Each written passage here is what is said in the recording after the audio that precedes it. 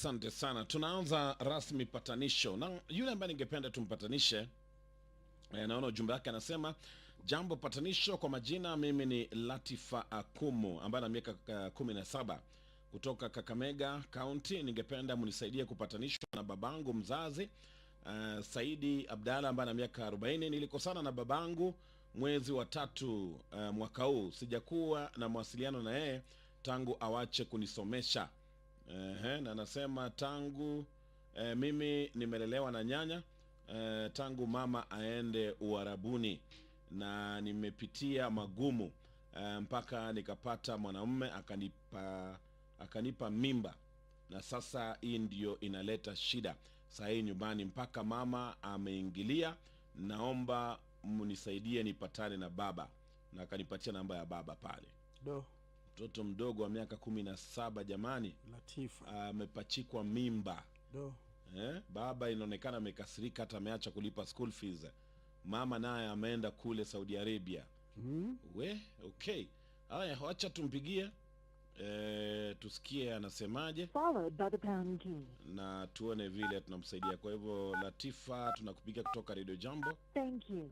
Haya ni mambo ambayo huwa inatokea katika familia ama jamii, na haya ndio mambo huwa tunaangazia hapa Radio Jambo. Kwa hivyo ningependa tuweze kuzungumza na huyu mwanadada ambaye anasema na miaka 17. Latifa, habari gani? Nzuri. Nimeona hii message yako. Hii message yako inanishangaza sana. Kwa nini? Baba na mama hauko ameoana? Hawako ameoana, alitengana after kutuzaa. Mimi na kakangu mdogo. Mko wawili Kakako mdogo na miaka mingapi? 15. 15. Wewe naona uko na miaka 17 Sasa unasema mama alienda kule Uarabuni akiwa na miaka ngapi iliyopita? Walitengana tangu 2008, mama akaenda njia yake. Alafu alienda Uarabuni, sasa ni 4 years. Ni 4 years Lakini huwa mnawasiliana, huwa mnazungumza? Huwa tunazungumza, na huko kuzungumza ndo kulileta shida na babangu. Kwani baba hakuwa anataka uongee na mama? Hakuwa anataka niongee na mama, sababu mama nilimjua tu juzi hapo 2021. Kwa hivyo tangu mama watengana huko wanajua mama? Sikuwa namjua, nilimjua hapo 2021. Ulimjuaje? Ilikuwaje? Sasa ilikuwa story ya birth certificate kama ndo nataka kufanya KCPE. Sasa ikabidi aanze kutafuta kitambulisho cha mama. Akapata mama alisafiri, alienda Saudi. Sasa haikupatikana, so ikabidi nimetumia kitambulisho ya mama wa kambo ambaye alimuoa saa hii. Sasa hiyo kitu haikuridhisha mamangu. Kwa nini watoto wangu wanashikishwa birth certificate kwa jina la mwanamke mwingine na mimi mwenyewe niko hai? Sasa mama akawatafuta na akakupata? Akatutafuta mimi na kakangu, akatupata. Sasa kutupata babangu mimi kwanza nilipomaliza darasa la 8, huyo mamangu wa kambo ilikuwa tukai na yeye vizuri. Sasa mimi nikakuja huku nyumbani, kwa kina babangu sasa Kakamega huku, kuja kujoin form 1. Sasa vile nikakuja ndo usaidizi kutoka kwa babangu kakuwa kidogo. Sasa ilikuwa na nyanyangu ni yuko peke yake, hana mtu wa kumsaidia. Babu yetu alikufa kitambo sana, mtu wa kumsaidia, kwa tu peke yake. Sasa ndo ikawa hivyo, nyanyangu akang'ang'ana akaniingiza shule. Sasa kuniingiza shule, kumbe hapo kwetu na kwa kina mamangu ni distance tu kidogo, unatembea tu unafika. Ni karibu Sasa watu wa kutoka upande wa mamangu wakagundua ya kwamba niko hapa kwetu. Ndo wakasema ni kama naweza enda niwatembelee huko. Sasa hapo nilikuwa form 2 hiyo previous year. Sasa ndo tukatoka tukaenda tukatembea huko. Kutembea huko babangu alikuwa hataki, kulikuwa na matanga nyumbani. shangazi yangu wa upande wa babu mwingine alikuwa amekufa. Sasa nikaenda huko, mzee alikuwa hataki niende huko. So mzee akakuja kunichukua. Pia alikuwa amekuja matanga sababu mamangu alikuwa amesema atanisaidia. Na kusema ukweli niliona babangu alikuwa aleti usaidizi kutoka huko Mombasa. Na nyanyangu alikuwa ashafika mwisho, vitu za nyumbani kama mbuzi alikuwa ameuza, nikajoin. Kila kitu alikuwa amefanya. Sasa school fees ndio ikashindikana. Okay, kwa hivyo sasa hivi baba yuko wapi? Baba yuko Mombasa. Na wewe uko wapi? Mimi niko Kakamega. Kwa hivyo wewe unataka kurudisha mawasiliano na babako mzazi ili akusaidie ama kwa sababu gani? Kwa sababu nimeona umesema pia umepachikwa mimba. Baada ya usaidizi kupotea, upande huu na laumu upande ule, upande huu na laumu upande huu. Yaani malumbano kwa familia. Sasa ushajifungua? Ushajifungua? Bado. Una mimba ya miezi mingapi? 2. 2 months. Okay, kwa hivyo ulikuwa unataka baba afanye nini? Sasa nilikuwa nataka, for example, sasa mimi ni mtoto wa kike. Anytime ama tuseme hata next year ama mwaka ujao naweza kuwa nimepata mtu wa kukaa na yeye kama mwanaume. Sasa anaweza sema nataka kwenda kwenu, niende nione kwenu ama nini. Alafu apate hatuna mawasiliano, hatuna maridhiano na babangu ama na mamangu. Sasa ndo najiuliza itakuwaje. Na huyu mwanamume ambaye amekupachika mimba, mko na yeye na urafiki, bado mko pamoja, mnapanga kuoana? Bado tuko pamoja, hatuwezi kuoana. Hatuwezi kuoana sababu baada ya muda, baada ya huyo mwanaume kuja nyumbani, alinidanganya kwamba yeye ni mtu wa mbali. Kumbe alikuwa tu ni mtu yaani karibu na familia, tuna ukoo fulani.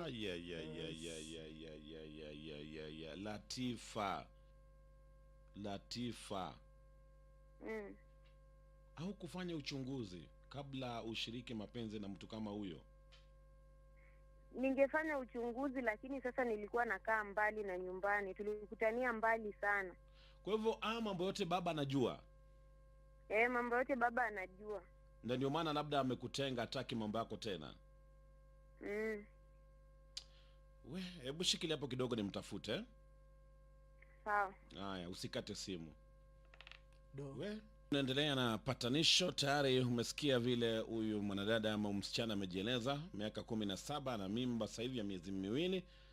Amesema angependa kurejesha mahusiano na babake mzazi ambaye alikosana ama walitengana na mamake akiwa mdogo. Amejua hata mamake baadaye. Mamake yuko kule Uarabuni. Kwa hivyo ningependa kumpigia mzazi huyu mzee ambaye anaitwa Saidi ili tusikie anasemaje. Na tuone kama wataweza kupatana, kwa sababu lengo la patanisho ni wawili waliokosana waweze kusikizana na waweze kuelewana. Kwa hivyo namtafuta bwana Saidi ili aweze kuzungumza pale.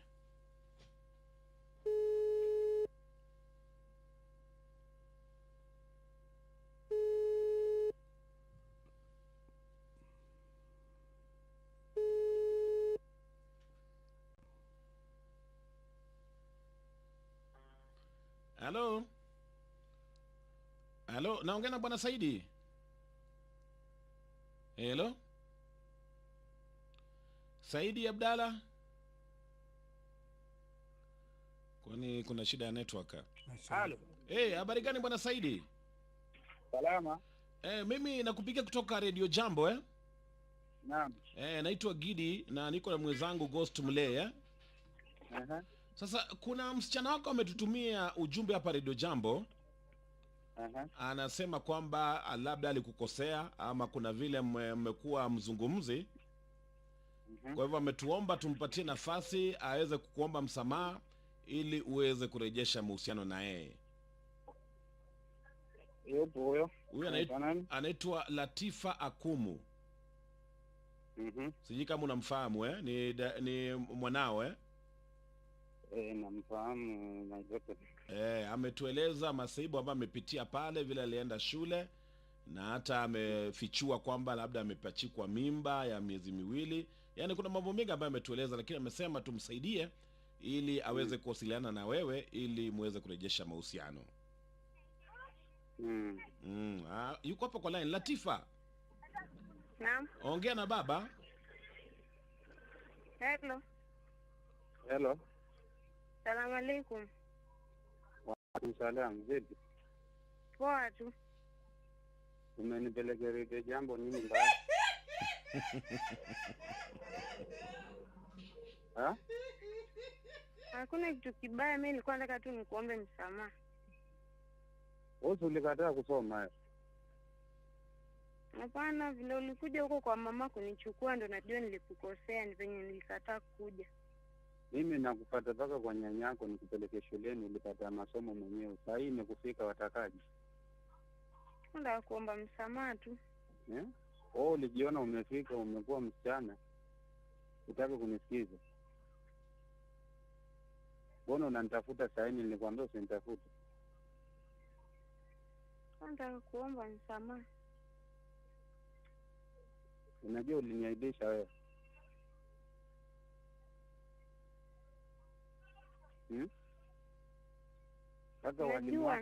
Paka walimu wanajua uko shule, na huwa hauko shule. Unajua uliniaibisha? Najua. Kilichofanya wewe mimi nikupate na unikimbie uniache ni nini? Ni sababu ya design mamangu alikuwa amenipatia. Kwa ameniambia nikae huko kwao. Ulikuwa ukae bila kusoma? Alikuwa ameniambia atanipeleka shule. Wewe ungeenda ukae na mimi chini unisikize kwa nini nimekufuata. Mimi nitoke Mombasa all the way mpaka nyumbani huko Western. Alafu ukosa kunisikiza kile nimekuja kukuambia. Ndio nilikosa, ndo maana nitakuomba msamaha. Haya, sasa unaniomba msamaha. Unataka aje? Nilikuwa nakuomba tu msamaha kama tunaweza rudisha mawasiliano kama ya zamani ya baba na mtoto. Wewe unajua venye mimi nimekulea kwa shida. Ha? Najua. Unajua? Do you remember? Na kwa nini inafika mahali wewe ukuje uniaibishe namna hiyo? Haya ndio alikuwa matarajio yangu, malipo yangu kwako. Sasa saa hii umeshika mimba. Hiyo mimba unaenda ilelea wapi?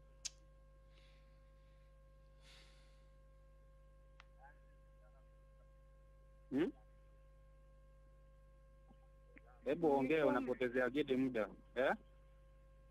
Nilikuwa tumeongea na kujua hiyo story. Mbona? Nyanya alimuita huyo kijana akaongea na yeye. Mimi hata sitaki story za huyo kijana. Wewe ndio ulikutana na yeye, wewe ndio unamjua. Kama atakuoa akuoe, mimi hata sitaki chochote kwenu. Hata huwa na hesabu ni kama sina mtoto kama wewe. Uliniaibisha.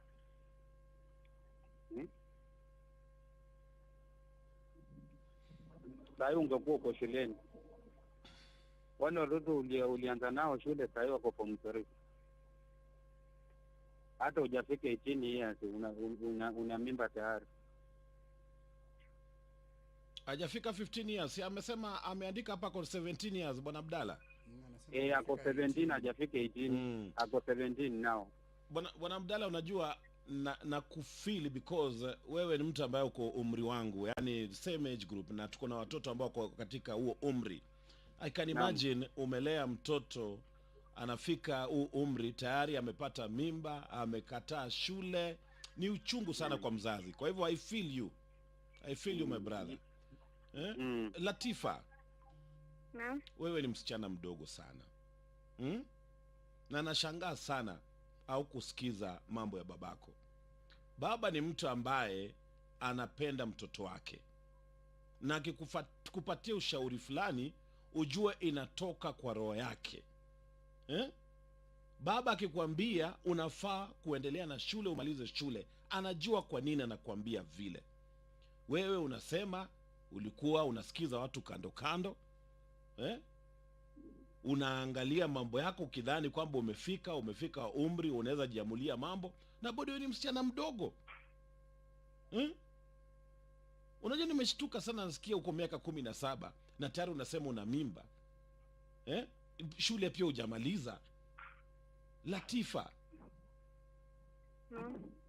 Saa hii unarudi kwa baba. Unajua baba hata ingawa ndiyo nasikia bado kwa msimamo mkali, haezi kuachilia, lakini hiyo sio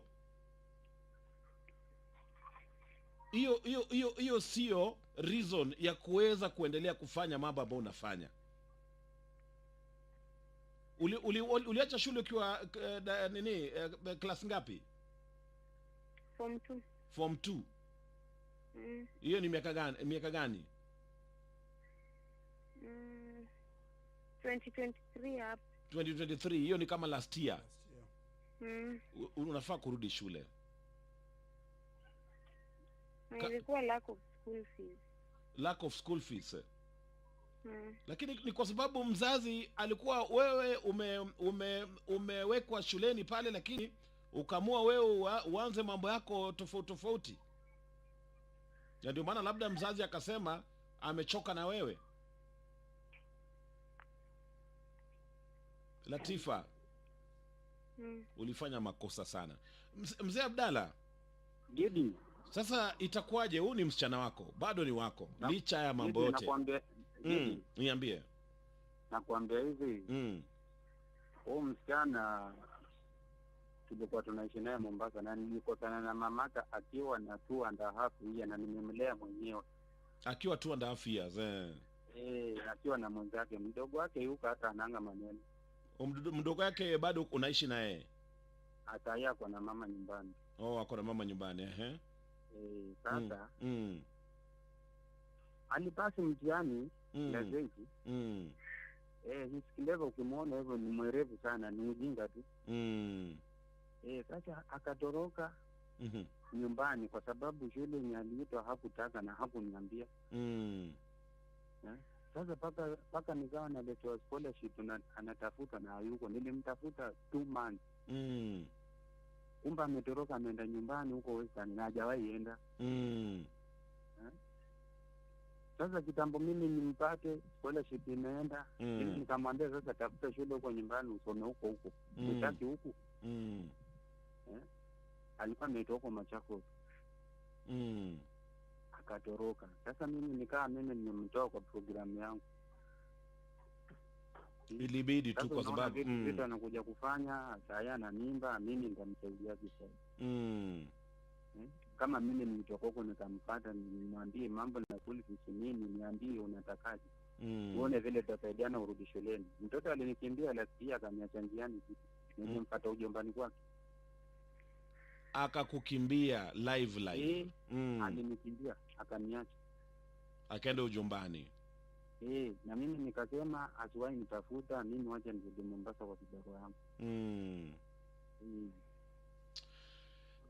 Lakini Bwana Abdalla, licha ya mambo yote, mtoto bado ni wako. Mtoto ni mtoto wako na amerejea. Na unajua kwanza huyu ndio msichana wa umri wa chini amewahi kuleta kesi ya patanisho hapa, miaka 17.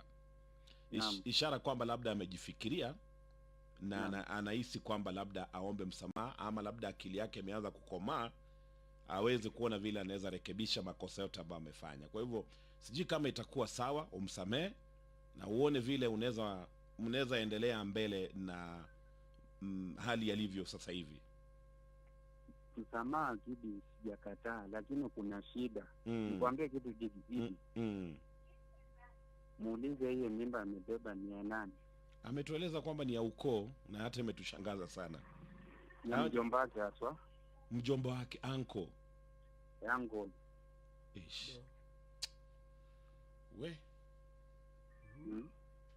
Hiyo mimba ni yango, na huyo hango wakia kitu. Huyo hango ameoa kwa boma yetu tena.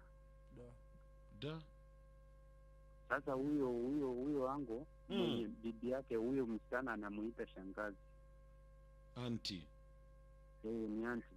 Na huyo auntie akiwa mdogo yeye ndiye alikuwa anamlea. Mimi ndo nilikuwa nakaa naye, huyo auntie yake alikuwa anamlea akiwa mdogo, huyo akizaliwa. Sasa mahusiano yameharibika, hata nyumbani kwa boma yetu kuna shida. Hiyo kitu iliniuma sana. Hata alinipigia simu nikaishiwa tu nguvu. I can imagine. Kutoka last year ndo tumeongea akishapata hii shida. Last week ndo alinipigia simu. Nikachoka sana.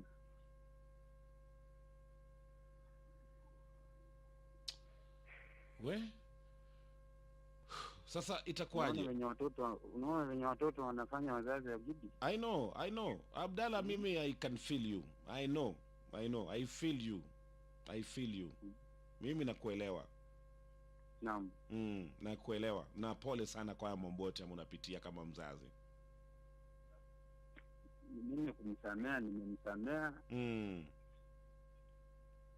Lakini ajifikirie sana. Asiwe anapuuza mambo yenye mzazi anamwambia. Mimi nilimwambia, yenye unatafuta utapata. Umekataa yangu. Paka anatukana paka nyanyaka ambaye ni mamangu. Kitu yenye ana ni respect, heshima kwa mtu mkubwa. Huwa ajui huyu amenishinda umri, nini ni mheshimu, hana heshima kwa mtoto. Mimi nikiwa hapa na pretend. Lakini kama ako mbali na mimi, mtu yote tu anamjibu vile anataka. Na hiyo mimi huwa sipendi. Okay, kile ningependa tufanye kwa sababu ya muda tunamalizia. Ningependa Bwana Abdalla, pigia huyo msichana kwa hii namba yake. Muongeleshe kama mzazi. Najua haya mambo yote ambayo umepitia ni machungu. Na hata ningependa wanajambo ambao wengi ni wazazi waweze kuzungumzia kwa sababu wamepitia mambo kama haya. Na hata wasichana wadogo wa umri wa Latifa pia waweze kuongelea kwa sababu wengine pia labda wamepitia mambo kama hayo. Lakini mimi nashukuru kwamba umeweza kuongea na Radio Jambo, lakini ushauri wangu ni kwamba bado ni mtoto wako. Angalia vile unaweza suluhisha, hata kama ni kujaribu kutafuta usaidizi kutoka ukoo, marafiki, watu sijui kama wewe ni Muislamu, msikiti, ama kama wewe ni wa kanisa, muweze kuangazia vile mnaweza saidia. Lakini pole sana kwa haya mambo yote unapitia Bwana Abdalla. Nimeshika simu kwa sababu mimi ni shabiki wenu. Nashukuru sana. Na tunashukuru sana. Sisi kazi yetu ako hapa. Asante sana. Ako hapa. Bona cheki leo. Unajua hii kesi yako ni ya uchungu na sisi kama wazazi tunaelewa haya mambo. Latifa, maneno ya mwisho ambayo ungependa kuambia baba tukimalizia patanisho, mwambie. Ningependa kumwambia anisamee. Najua amepitia magumu na mimi. Kilichotokea hapa katikati, mambo huja na mambo huenda.